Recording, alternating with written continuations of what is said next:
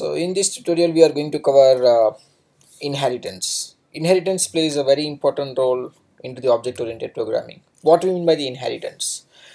What we do in the inheritance is the common attributes from different classes are defined into object. Say for the instance, if we are talking about over here, let's say we have a student which is a roll number. So what we'll be doing is we will be opening up we'll be creating up the another class which is, let's say, engineering student, and this class will extend student. So extends keyword in Java basically provides us the inheritance capability. And what we mean by this capability is everything which is public into the student class will get inherited and accessible into the engineering student. So as you can see over here right now, this class is not having any attributes, no methods, no functions, and no instance, no variables, instance variables. So over here into your main application, the way we are creating a student, now you can create engineering student. Let's say you are saying S4, which is equal to new engineering student, and when you say S4 dot set roll number, you can say that the roll number of the student is 104. The question is how this set roll number is accessible, because when you look at the engineering student class, it does not have any function defined inside it. But since engineering student is extending the student class as a part of inheritance process, the student is having all public attributes which are getting inherited. So it's basically set roll number and get roll number. These are the two public attributes which are actually accessible to it. The question is whether the roll number is directly accessible or not. That we need to understand.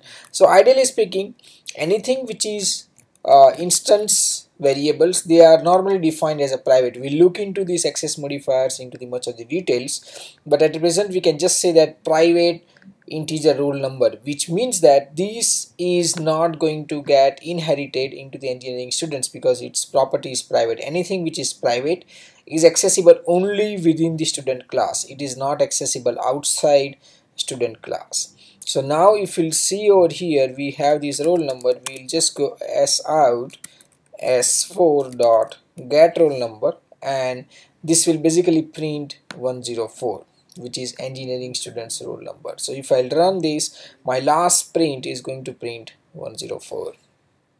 Let's quickly run this and then we'll move ahead on to constructor accessible.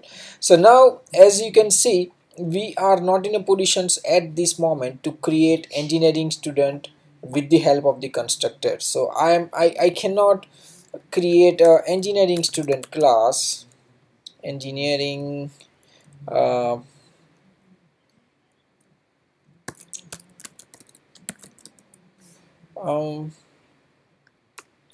I'll just copy the statement from here, and we will just say this to be S5.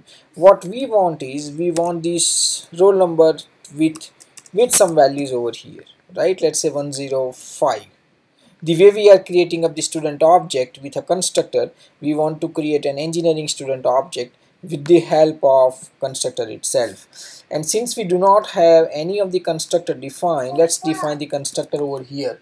So we will be saying that engineering student integer roll number, and then here we'll say that super keyword, and then here we'll just say roll number. So what is the super will basically call the student class constructor. So if we'll just click onto the super over here, it will go ahead and call this student over here, and then that's how this value will be set. So when we come out here and when we print s5 dot get roll number, this will print 105. So what we have done, we have created a constructor which is parameterized constructor of your child class. This is called as a child class, or many times people call it the subclass also. This is called as a parent class, or sometimes it's called as a superclass also.